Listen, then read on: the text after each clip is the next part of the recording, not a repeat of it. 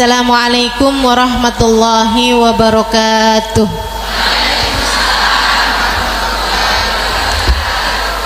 Alhamdulillah, wassalatu wassalamu ala Rasulillah Muhammad ibn Abdillah wa ala alihi wa sahbihi wa man walah. Subhanaka la ilma lana illa ma 'allamtana innaka antal alimul hakim. Rabbi shrah li sadri wa yassir li amri wahlul 'uqdatan min lisani yafqahu qawli. Amma ba'du. Semua yang hadir di majelis ini, baik ibu-ibu, kakak-kakak, adik-adik, anak-anak, nenek-nenek, semoga semuanya dirahmati dan dicintai Allah. Semoga semuanya disayangi dan disyafaati Nabi besar Muhammad sallallahu alaihi wasallam insyaallah. Amin ya rabbal alamin. Ibu-ibu saudariku sekalian saya muliakan, kita pada pagi hari ini punya tema jangan bersedih, Allah bersamamu. Jangan sedih, Allah bersamamu. Dalam bahasa Arab, la tahzan innallaha ma'ana. Jangan sedih, Allah bersama dengan kita. Saudara sekalian yang saya muliakan, ungkapan ini bukan sekedar penghiburan tanpa ada makna. Ungkapan ini bukan sekedar tenang, semua akan baik-baik saja, yang biasa kita dengarkan begitu. Belum tentu semua akan baik-baik aja, betul nggak? Tenang, nanti akan ada manisnya, belum tentu bu, betul nggak?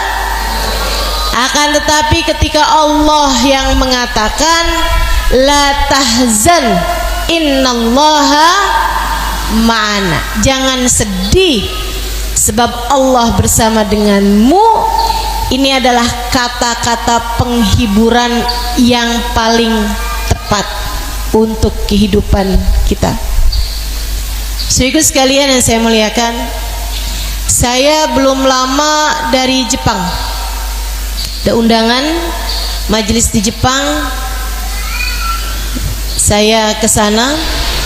Dan ibu-ibu sekalian yang saya muliakan, ternyata di Jepang itu bu, dianggap sebagai surganya introvert, surganya orang yang enggak suka bergaul sama orang. Orang-orang yang penyendiri, itu seneng tuh ada di negeri sana, karena satu sama lain itu enggak saling peduli. Tetangga satu enggak nyinyirin tetangganya, dan juga nggak peduli juga pada apa yang terjadi pada tetangganya. Akan tetapi ibu-ibu sekalian, saya baca, saya dengar mengenai Jepang ini teman-teman, kematian, salah satu kematian terbanyak di Jepang adalah kematian dalam kesendirian. Salah satu hal yang paling berbahaya di Jepang adalah terjadinya kesepian, hingga menjadikan penduduk Jepang adalah negara dengan kasus bunuh diri yang terbesar, yang paling tinggi dari seluruh dunia. Mereka merasa kesepian, mereka merasa kesendirian, dan Allah nggak mau kita sebagai orang Islam, Allah nggak mau kita sebagai orang beriman merasakan hal yang seperti itu. Allah nggak mau kita sedih, kita merana, kita menderita kesepian. Karenanya Allah bilang kepada kita, la tahzan innallaha ma'ana, jangan sedih, sesungguhnya Allah bersama dengan kita. Allah nggak mau kamu menjalani kehidupan dan merasa sendirian. Kamu tidak pernah sendiri. Kamu tidak pernah sendiri. Ada Allah selalu menemani. Ada malaikat-malaikat menjagamu. Ada doa orang-orang soleh tertuju kepadamu. Kamu tidak pernah sendiri. Saudaraku sekalian yang saya muliakan, la tahzan, innallaha ma'ana. Jangan sedih, sesungguhnya Allah bersama dengan kita. Adalah penghiburan paling mutlak yang Allah Subhanahu wa ta'ala berikan kepada hamba-hambanya. Tinggal bagaimana kita menuju kepada menjadi orang yang hidup bersama dengan Allah Subhanahu wa ta'ala. Ini yang akan kita bahas nih. Biar sudah ini kita tahu caranya jadi seseorang yang gak sedih dan tidak pernah merasa sendiri lagi. Teman-teman sekalian, untukmu para istri yang kadang kamu merasa kayaknya suami saya gak segitunya sayang sama saya, kayaknya suami saya itu mungkin sedang ada yang lebih disayangi daripada saya, atau sepertinya suami saya sedang ada usaha untuk buka cabang. Buka cabang, Bu, paham kan maksud saya? Di tempat yang lain misalnya. Kalau kamu merasa mengapa rumah tangga saya hampa, mengapa suami sepertinya sedang tidak peduli kepada saya atau sudah tak lagi peduli kepada saya sampaikan kepadamu, Bu, saya sampaikan kepadamu, Kak, saya sampaikan kepadamu, Dek, jangan sedih.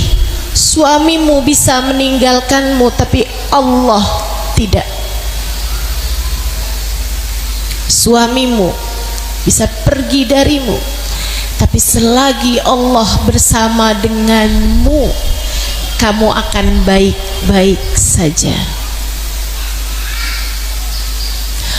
Untukmu para ibu-ibu yang mungkin suamimu sudah tidak ada lagi, kamu punya anak yang sudah dewasa pula, sudah bekerja, sudah berpenghidupan sendiri, bahkan sudah berumah-rumah sendiri yang sebagiannya bahkan di luar kota. Kamu kadang merasa betapa sepinya hidup saya. Saya punya anak-anak yang saya lahirkan dengan separuh nyawa saya, yang tinggal di perut saya 9 bulan lamanya. Kami bersama-sama di masa kecilnya, di saat dia belum menjadi seseorang yang mandiri. Akan tetapi sekarang, ketika anak-anak saya sudah sama-sama dewasa, ketika anak-anak saya sudah sama-sama besar, mereka meninggalkan ibunya sendirian, dan mereka sepertinya sudah tidak lagi peduli kepada saya. Bu, kamu tak pernah sendiri. Nek, kamu tak pernah sendiri. Ada Allah selalu menemani. Dan selagi kamu bersama dengan Allah, kamu akan baik-baik saja. Tenang, selagi kamu bersama dengan Allah, kamu baik-baik saja. Untukmu, nak, anak-anak kita yang merasa bahwa mengapa saya punya orang tua tidak seperti kawan-kawan saya yang lain, Mengapa saya punya orang tua sibuk saja dengan urusan mereka tanpa peduli kepada keadaan dan perasaan saya? Mengapa saya punya keluarga yang tidak saling memberi perhatian dan kasih sayang seperti keluarga-keluarga yang lainnya? Ketika kamu merasa orang-orang dewasa begitu sibuk dengan urusan mereka, sementara kamu merasa bahwa teman-temanmu tidak sebegitunya peduli kepadamu, bahkan kamu dibuli di kanan kiri. Tenang, anakku sayang, kamu meskipun lahir dari ibumu, kamu bukan milik ibumu. Kamu meskipun dinafkahi oleh bapakmu, atau bahkan kamu meskipun di kakak tertulis sebagai binti bapakmu, kamu bukan milik bapakmu. Kamu miliknya Allah. Kalian hambanya Allah. Kalian diciptakan oleh Allah. Allah tak pernah absen untuk memberi oksigen padamu. Allah tak pernah cuti untuk memberikan nikmat demi nikmatnya kepadamu. Allah tak pernah berhenti untuk memompa jantungmu, untuk menjadikan nadimu berdetak. Allah tak pernah bosan-bosannya untuk memberikan kepada kalian gelimpangan nikmat meskipun kalian tidak menyadarinya. Maka nak, meski sesiapapun sepertinya tak peduli padamu, saya sampaikan padamu dengan penuh cinta, Allah sangat peduli padamu. Allah menjagamu. Allah menjagamu. Jangan pernah merasa sepi. Jangan pernah merasa sendiri. Kamu bersama dengan Allah, dan selagi kamu bersama dengan Allah, semua akan baik-baik saja. Semua akan baik-baik saja. Cinta manusia bisa berpaling dari kita, tapi cinta Allah tidak. Kasih sayang manusia bisa mudah berbolak-balik, sebagaimana kasih sayang kita kepada manusia pun seringkali begitu, bukan? Tapi kasih sayang Allah tidak. Allah menyayangimu bahkan dari sebelum kelahiranmu. Allah menyampaikan rezeki kepadamu bahkan saat kamu berada dalam kandungan ibumu. Kabarnya bahkan janin dalam kandungan ibu tuh Allah jadikan badannya, wajahnya itu menghadap ke arah belakang, bukan menghadap ke arah depan. Kenapa gitu? Sebab di depan tuh ada lambung dengan segala pencernaan. Allah berusaha menjadikan bayi dalam kandungan merasa nyaman sehingga tidak berketerusan mencium aroma yang tidak menyenangkan. Allah menjagamu sampai sedemikian, bahkan dari dalam kandungan ibumu. Adakah kamu pikir Allah meninggalkanmu sesudah kamu ada di atas muka bumi ini? Dan bukti besar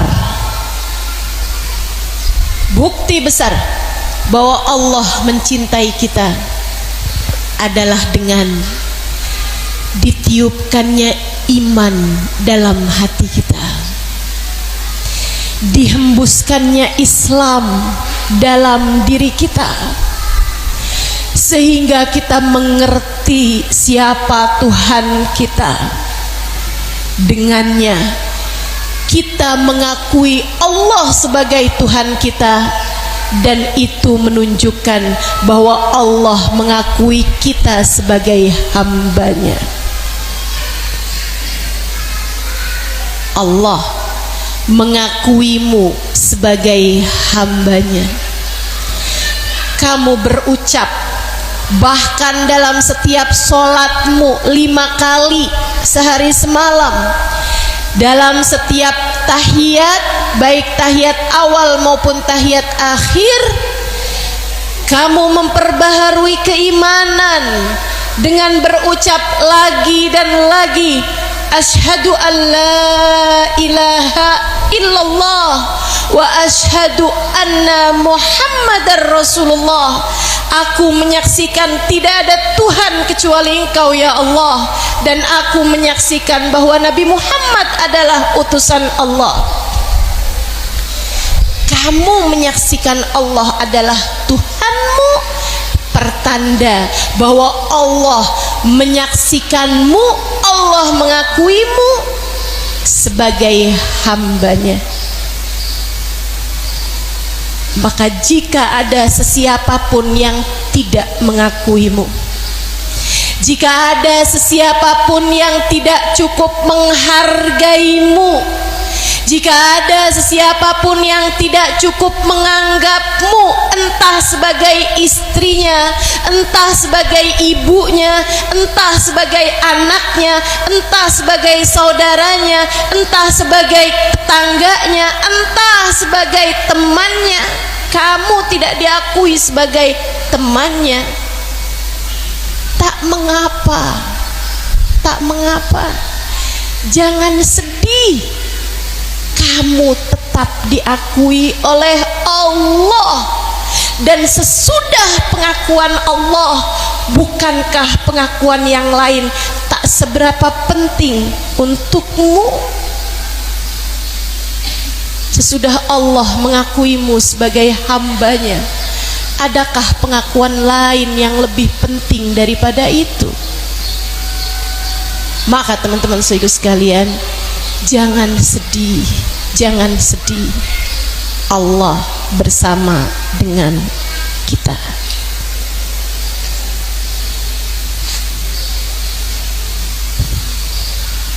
Maaf ya, ustadzahnya nangisan. Teman-teman saudara sekalian yang saya muliakan,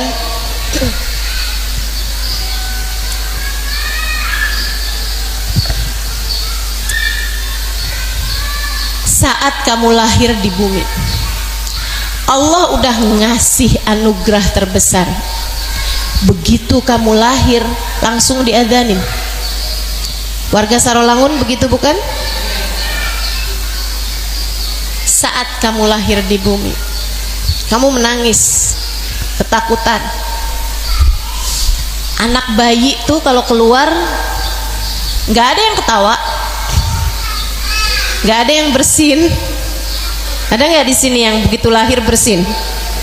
Nggak ada. Asal keluar nangis. Tahu kenapa? Takut. Takut. Karena dia takut, dia pun menangis. Karenanya perlu ditenangkan. Menurutmu ditenangkan dengan apa? Hah? Dengan didekap oleh ayah ibunya seperti yang lain yang tidak beriman, dengan didekap oleh suster, oleh manusia yang sesudah itu bahkan tak pernah kenal sama dia. Dengan apa ditenangkan? Dengan diberitahu, tenang nak, kamu tinggal di Indonesia, bukan di negara berperang. Begitu? Tenang nak, presiden kita muslim. Enggak begitu teman-teman. Akan tetapi ditenangkan dengan Allahu Akbar, Allahu Akbar. Kalimat pertama yang diperdengarkan di telinga kita saat kita baru lahir di atas muka bumi ini adalah namanya, adalah nama Allah yang menciptakan kita. Anugerah apalagi yang lebih besar untuk kita daripada itu? Allahu Akbar, Allahu Akbar, kata ayah kita. Allah maha besar nak, Allah maha besar. Seolah-olah sang ayah diperintah Allah untuk menenangkan sang anak dengan berkata, anakku sayang, kamu menangis karena takut bapak nyasar, misalnya gitu, takut kita nyasar. Akan tetapi yang Allah segera beritahu kepada kita adalah asyhadu an la ilaha illallah. Anakku sayang, asyhadu an la ilaha illallah. Ayahmu menyaksikan tidak ada Tuhan kecuali Allah. Kamu juga nak, kita hambanya Allah. Kita hambanya Allah. Betapa rahman rahimnya Allah kepada kita. Bu, ada banyak orang yang untuk menuju keimanan mereka harus melewati berbagai rintangan dalam kehidupan, tapi Allah memberikan kepada kita gratis tanpa perjuangan. Allah memberikan kepada kita begitu saja. Baru lahir di atas muka bumi ini, Allah sudah langsung mengakui kita sebagai hambanya, dan kita dijadikan Allah langsung mengakui Allah sebagai Tuhannya. Sampai-sampai kita tak pernah perlu untuk membaiat atau untuk bersyahadat. Sesudah itu secara tersendiri gitu. Gak ada kan diantara kita yang begitu datang balik, ayo sekarang kita syahadat. Gak begitu. Kenapa gak perlu begitu? Kalau orang baru masuk Islam kan harus syahadat. Kenapa kita gak pernah perlu syahadat? Karena Allah sudah mengakui kita, dan kita sudah mengakui Allah bahkan dari sejak kita lahir di atas muka bumi ini.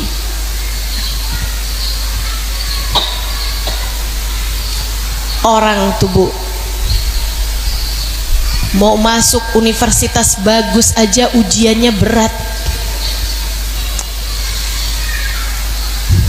Mau masuk pondok pesantren yang berkelas gitu, ujiannya susah. Di tempat kami belajar, Darul Mustafa, saya belajar di Darul Zahra, Tarim, Hadramaut, Yaman.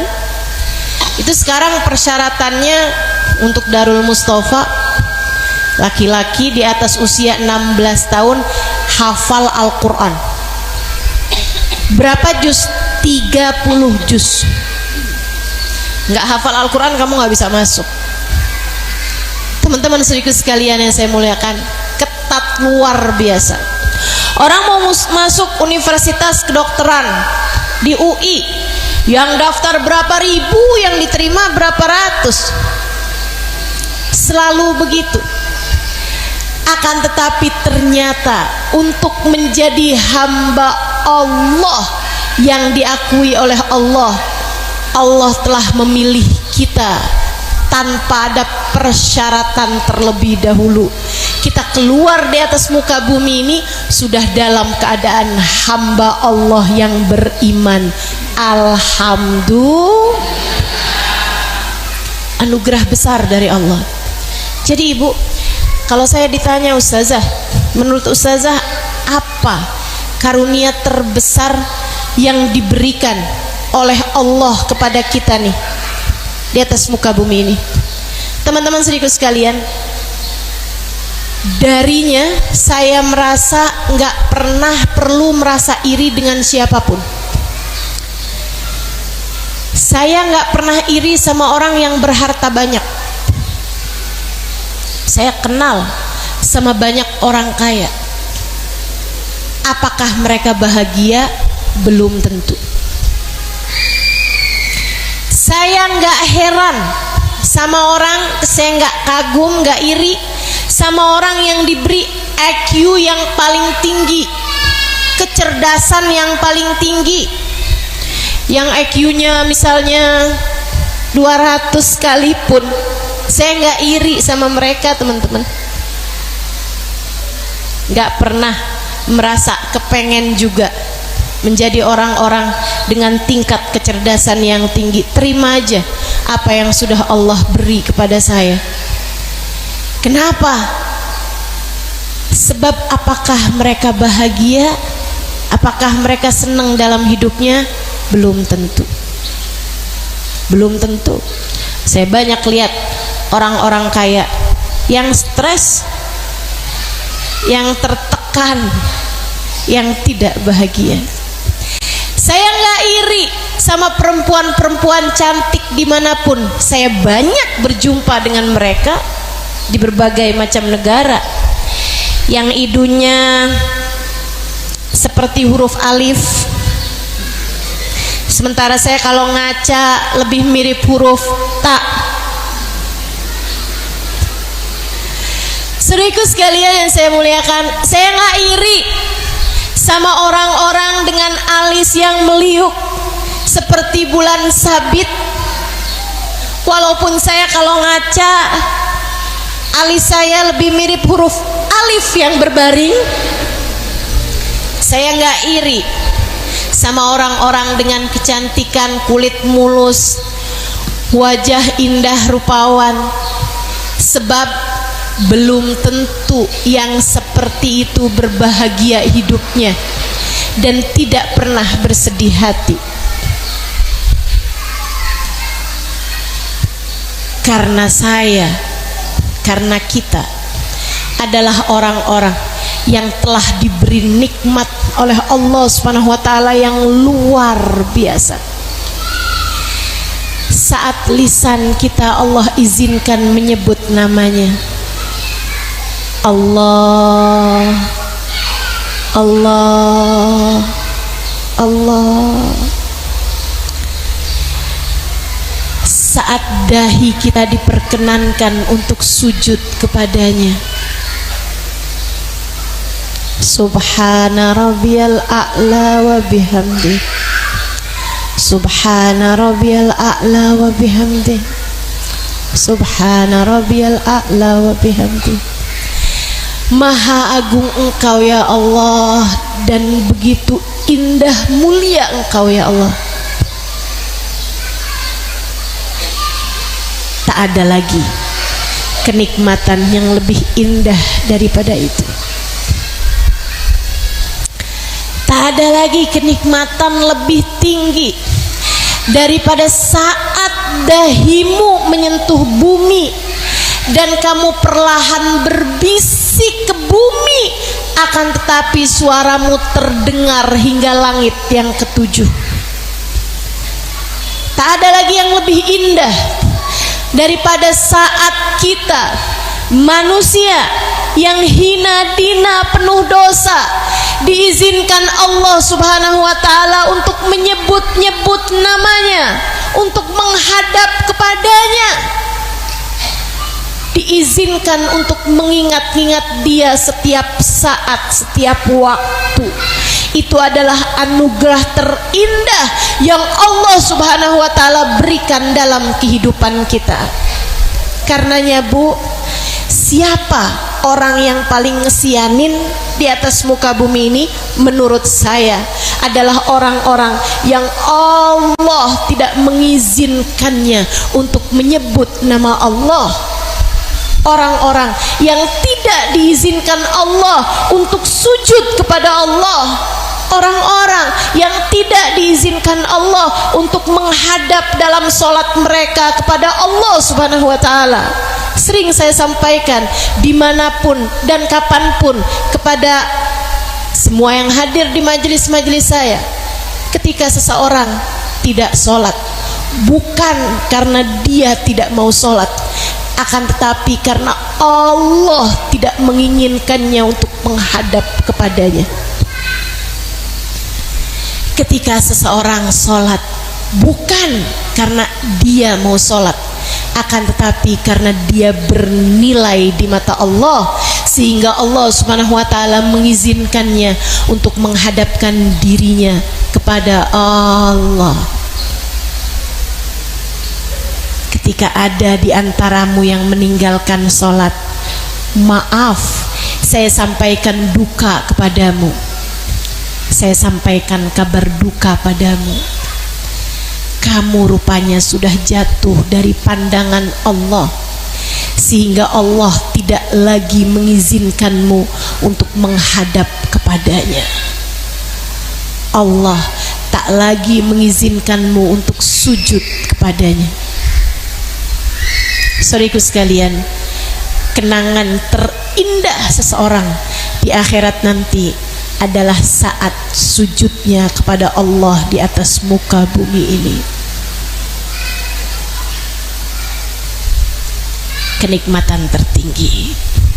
Karenanya hamba-hamba yang selalu mengingat Allah dalam setiap keadaan, hamba-hamba yang dekat dengan Allah dalam setiap waktu, hamba-hamba yang mampu menghadirkan Allah dalam hatinya setiap saat dan kesempatan, saudariku sekalian yang saya muliakan, mereka para kekasih-kekasih Allah, Allah menyampaikan tentang mereka, ala inna awliya Allah la khaufun alaihim walahum yahzanun.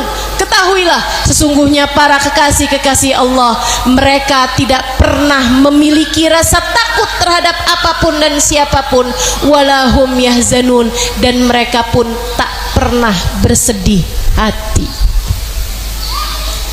Para kekasih Allah yang selalu menghadirkan Allah dalam hatinya, mereka tak pernah bersedih hati.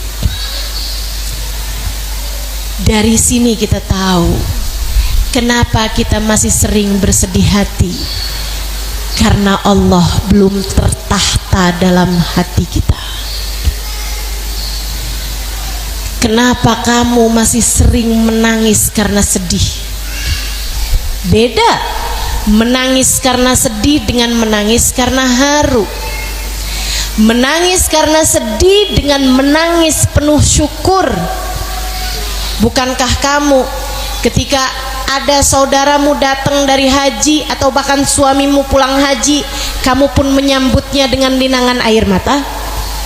Bukankah kamu ketika pertama kali melihat Ka'bah buat yang haji ataupun umroh, kamu mengalir air mata bahagia? Bukankah kamu ketika Allah izinkan berziarah ke makam Nabi Muhammad, buncah haru di dadamu membuat air mata tak berhenti mengalir? Tak selalu air mata bicara kesedihan, sebagiannya adalah penuh kesyukuran. Saudariku sekalian yang saya muliakan, para kekasih-kasih Allah SWT, Allah sampaikan bahwa mereka tak pernah bersedih hati. Kamu jadi tahu, kita jadi tahu, saya jadi tahu bahwa ternyata penyebab kesedihan adalah karena kita lupa kepada Allah, adalah karena kita sibuk memikirkan diri kita, kita lupa memikirkan Allah. Kita lupa zikrullah, kita lupa ingat kepada Allah. Para kekasih-kekasih Allah, mereka mengingat Allah dalam tiap waktunya.